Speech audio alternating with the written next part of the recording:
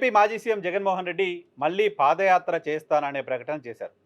జగన్మోహన్ రెడ్డి మళ్ళీ పాదయాత్ర చేయబోతున్నారు అంటూ వైసీపీకి సంబంధించిన నేతలు గతంలో చాలామంది మాట్లాడుతూ వచ్చారు. అటువంటి స్పెక్యులేషన్స్ కూడా ఉన్నాయి చాలా సందర్భాల్లో. కానీ నేరుగా ఈరోజు ఏలూరు నియోజకవర్గ పార్టీ కార్యకర్తల సమావేశంలో మాట్లాడుతున్న సందర్భంగా జగన్మోహన్ రెడ్డి ప్రకటించారు.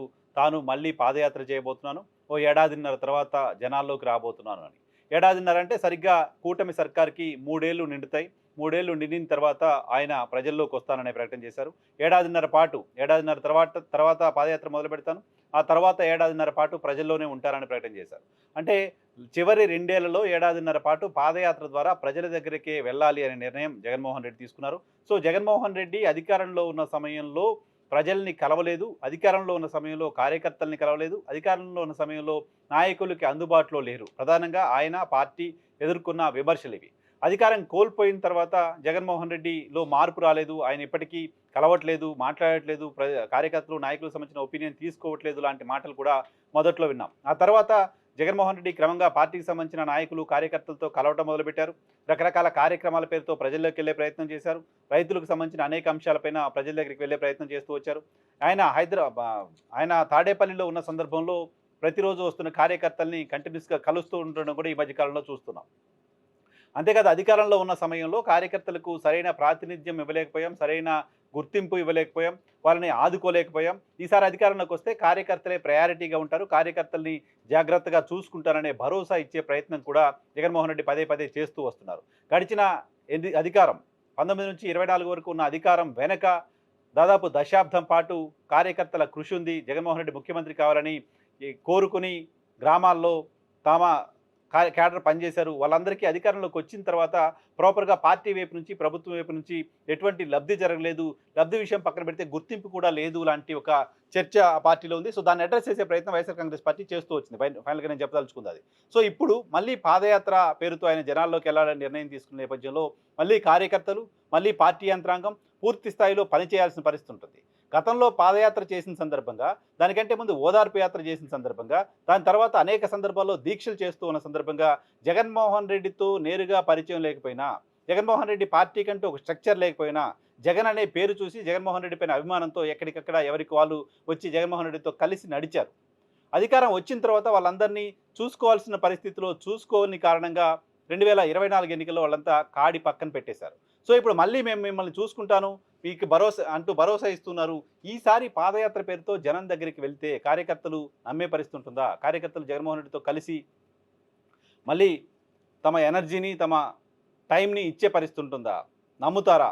అనేది ఖచ్చితంగా ఒక ప్రశ్నే. ఈ క్షణానికి కూడా ఇంకా పూర్తిగా వైసీపీ మళ్ళీ అధికారంలోకి వస్తే మనల్ని పట్టించుకుంటుందనే భరోసా వైఎస్ఆర్ కాంగ్రెస్ పార్టీకి సంబంధించిన క్యాడర్‌కి ఖచ్చితంగా లేదు.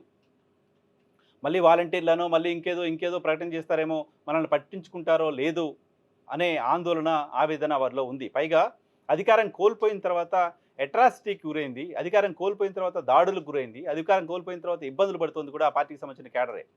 కొన్ని వందల మంది కార్యకర్తలు, కొన్ని వందల మంది వైఎస్ఆర్ కాంగ్రెస్ పార్టీకి సంబంధించిన సానుభూతి పరులు ఆంధ్రప్రదేశ్ వదిలి బయట ఉంటున్నారు. కొన్ని వందల కుటుంబాలు పల్నాడు ప్రాంతం నుంచి ఈ రీసెంట్‌గా చూస్తున్నాం మనం. ఇంకా అనేక ప్రాంతాల్లో వైఎస్ఆర్ కాంగ్రెస్ పార్టీకి సంబంధించిన ముఖ్య నాయకులు, పార్టీ కార్యకర్తలు రాష్ట్రం వదిలి బయట ఉంటున్న వాళ్ళు ఉన్నారు. దాడులకు గురైన వాళ్ళు ఉన్నారు. వందల సంఖ్యలో కేసులకు గురవుతున్న వాళ్ళు ఉన్నారు. సో, ఇవన్నీ చూసిన తర్వాత మళ్ళీ మనం నిలబడాలా? నిలబడితే మళ్ళీ మనం పాదయాత్ర ఇంకోటి అంటూ పార్టీ కార్యక్రమాల్లో పార్టిసిపేట్ చేస్తే మన పరిస్థితి ఏంటి అనే ఆందోళన నేచురల్‌గా ఉండడం సహజం.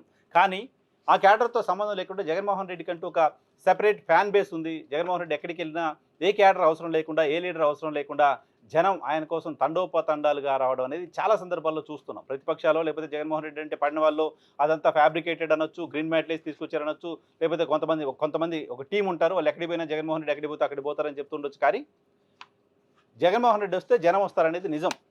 తెలుగు రాష్ట్రాల్లో మాటకొస్తే సౌత్ ఇండియాలో జగన్మోహన్ రెడ్డి స్థాయిలో ప్రజాదరణ ఉన్న నాయకుడిని ఇంకెవరిని మనం చూడం. వాళ్ళ ప్రసంగాల పట్ల ఆసక్తి చూపించేవాళ్ళు, వాళ్ళ సభలకి కొన్ని సందర్భాల్లో జనాలు రావడం చూశాం. కానీ జగన్మోహన్ రెడ్డి అద్భుతమైన ప్రసంగాలు ఏం చేసిన చరిత్ర లేదు. అద్భుతమైన ప్రసంగాలు జగన్మోహన్ రెడ్డి ఏం చేయడు. కానీ జగన్మోహన్ రెడ్డి వస్తే జనాలు రావడం అనేది చాలా కామన్‌గా జరిగిపోతూ ఉంటుంది. సో, ఇప్పుడు జగన్మోహన్ రెడ్డి ఒక పర్యటనకి వెళ్తే, పొగాకు రైతుల కోసం వెళ్తే, మిర్చి రైతుల కోసం వెళ్తే, మామిడి రైతుల కోసం వెళ్తే, లేదా ఎక్కడైనా ఒక పెళ్లి కోసం వెళ్తే, లేదా కోర్టుకి అటెండ్ కావడానికి వస్తే, ఎక్కడికి వచ్చినా వేల సంఖ్యలో జనం వస్తున్న పరిస్థితుల్లో పాదయాత్రకే వస్తే ఈసారి పరిస్థితి ఎలా ఉంటుంది? జగన్మోహన్ రెడ్డి తోటి పాత ఆయన పార్టీ పెట్టినప్పటి నుంచి కాంగ్రెస్ పార్టీ నుంచి బయటకు వచ్చినప్పటి నుంచి ఉన్న యూత్ బేస్ వేరే, ఆ తర్వాత వచ్చిన యూత్ బేసు టీనేజర్సు, కొత్తగా ఓటు వచ్చిన వాళ్ళు, కొత్త బ్యాచ్ వేరే. వాళ్ళంతా కూడా ఈ పాదయాత్రలో జగన్మోహన్ రెడ్డిని బ్యాకప్ చేసే అవకాశం ఉంటుంది. సో జగన్మోహన్ రెడ్డి పాదయాత్ర మొదలు పెడితే ఖచ్చితంగా అది ప్రభంజనం తరహాలో పాదయాత్ర నడవడానికి సంబంధించిన అవకాశం కనపడుతోంది. ఇప్పటివరకు ఆయన రాష్ట్రంలో చేసిన పర్యటనలకు వచ్చిన స్పందన చూసిన తర్వాత. అయితే పాదయాత్ర ఉపయోగం ఏంటి? పాదయాత్ర ఒక సెంటిమెంట్గా మారింది తెలుగు రాష్ట్రాల్లో రాజశేఖర రెడ్డి పాదయాత్ర తర్వాత. పాదయాత్ర చేసిన ప్రతి పార్టీ అధికారంలోకి వచ్చింది. 2004కు ముందు రాజశేఖర రెడ్డి పాదయాత్ర చేశారు, కాంగ్రెస్ పార్టీ అధికారంలోకి వచ్చింది. 2009లో తెలుగుదేశం పార్టీ అధినేత పాదయాత్ర చేయాలనుకున్నారు కానీ బస్సు యాత్ర చేశారు మీకోసం పేరుతో. ఆ తర్వాత 2013లో చంద్రబాబు ఉమ్మడి రాష్ట్రంలో ఉన్నప్పుడే పాదయాత్ర చేశారు. రాష్ట్ర విభజన జరిగిన తర్వాత ఆంధ్రప్రదేశ్లో ఆయన అధికారంలోకి వచ్చారు. ఆ తర్వాత 2019కి ముందు జగన్మోహన్ రెడ్డి పాదయాత్ర చేశారు. ఆయన తర్వాత 19లో అధికారంలోకి వచ్చారు. 2024 ఎన్నికల కంటే ముందు నారా లోకేష్ తెలుగుదేశం పార్టీ కోసం రాష్ట్ర వ్యాప్తంగా పాదయాత్ర చేశారు. ఆ తర్వాత తెలుగుదేశం పార్టీ కూడా ఆంధ్రప్రదేశ్లో కూటమిగా అధికారంలోకి వచ్చింది. సో ఈ అన్ని ఎక్స్పీరియన్సెస్లో పాదయాత్ర చేస్తున్న నాయకుడికి, పాదయాత్ర చేసిన నాయకుడికి ప్రజలు పట్టం కట్టడం అనేది స్పష్టంగా కనిపించింది. బహుశా అదే సెంటిమెంట్ని వైఎస్ఆర్ కాంగ్రెస్ పార్టీ ఫాలో అవదలుచుకుందేమో. జనాల దగ్గరికి వెళ్ళి పాదయాత్ర చేసి కంటిన్యూస్గా జనాల్లోనే ఉండి మరోసారి ఒక వైబ్, ఒక మేనియా క్రియేట్ చేయదలుచుకున్నారేమో జగన్మోహన్ రెడ్డి. బహుశా ఆ నిర్ణయం తీసుకుని ఉంటారు. జగన్మోహన్ రెడ్డి పార్టీకి సంస్థాగత నిర్మాణం, టెక్నికల్గా పార్టీ క్యాడర్తో సంప్రదింపులు, పార్టీ క్యాడర్కి సంబంధించిన విధానాలు, పార్టీ సిద్ధాంతాలు, వీటన్నిటికంటే కూడా జనం ఇది మాత్రమే వైఎస్ఆర్ కాంగ్రెస్ పార్టీ నమ్ముకున్నట్టు కనపడుతోంది. నియోజకవర్గ స్థాయిలో అందరినీ పిలవడం, అక్కడ సమస్యలు ఏంటో తెలుసుకోవడం, వాటిని పరిష్కారం చేసే ప్రయత్నం చేయడం, పార్టీని సంస్థాగతంగా నిర్మాణం చేయడం, ఇవన్నీ కూడా వైఎస్ఆర్ కాంగ్రెస్ పార్టీతో అయ్యే పనులుగా కనిపించట్లేదు బహుశా. సో వాళ్ళు నమ్ముకున్నది ఒకటే, జగన్మోహన్ రెడ్డిని చూసే ఓట్లేయాలి, జగన్మోహన్ రెడ్డి వస్తే జనం వస్తారు, ఇంతే. దీన్ని మాత్రమే నమ్ముకున్నట్టు కనపడుతుంది. దానిలో భాగంగానే పాదయాత్రకి ప్లాన్ చేసినట్టు కనపడుతుంది. అయితే పాదయాత్ర అవసరం ఉందా?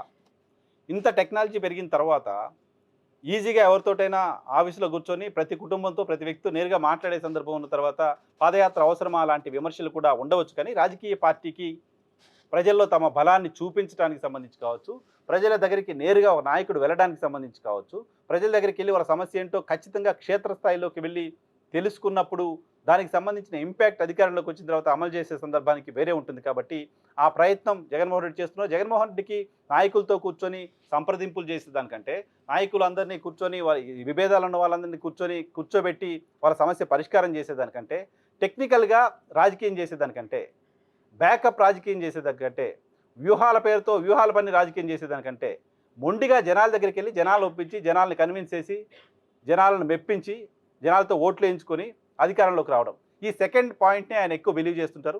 సో పక్కనున్న నాయకుల ద్వారా తనకు బలం రాదు. పక్కనున్న నలుగురు నాయకులు, ఆ నియోజకవర్గానికి సంబంధించిన ఒకరిద్దరు నాయకులతో పార్టీ నిలబడే పరిస్థితి ఉండదు. ఈ పార్టీ నిలబడింది నా కోసమే, నన్ను చూసే జనం ఓట్లేస్తున్నారు, నన్ను చూసి నిలబడింది, కాబట్టి నేనే వెళ్ళాలి, నేనే వినాలి, నేనే తెలుసుకోవాలి, నేనే పరిష్కారం చేయాలి. ఈ తరహా మైండ్ సెట్ బహుశా జగన్మోహన్ రెడ్డికి ఉందేమో అనిపిస్తుంది. దానిలో భాగంగానే ఆయన తానే నమ్ముకున్నారు, తానే మళ్ళీ జనంలోకి వెళ్ళాలనుకుంటున్నారు. బహుశా 2027 మిడ్ నుంచి జగన్మోహన్ రెడ్డి పాదయాత్ర చేసే అవకాశం ఉంటుంది. చాలామంది వైఎస్ఆర్ కాంగ్రెస్ పార్టీకి సంబంధించిన నాయకులకి, జగన్మోహన్ రెడ్డి సన్నిహితులకి ఓ భయం ఉంది ఆయన పాదయాత్రకు వెళ్ళడం పట్ల. ఆంధ్రప్రదేశ్ రాష్ట్రంలో ప్రస్తుత పరిస్థితుల్లో జగన్మోహన్ రెడ్డి పాదయాత్రకు వెళ్ళడం అనేది ఆయనకి సేఫ్ కాదు అంటూ ఆయనకు సంబంధించిన సన్నిహితుల్లో ఓ ఆందోళన ఉంది. ఈ వీడియోలో ఇది చెప్పడం సరైందో కాదో నాకు తెలియదు, కానీ చాలామంది జగన్మోహన్ రెడ్డి సన్నిహితులు ఆ ఆందోళనలో ఉన్నారు. ఆయన పాదయాత్ర పేరుతో జనం దగ్గరికి వెళ్తే ఆయన సెక్యూరిటీ పరిస్థితి ఏంటి అనే ఆందోళన వైఎస్ఆర్ కాంగ్రెస్ పార్టీకి సంబంధించిన చాలామంది నాయకుల్లో ఉంది.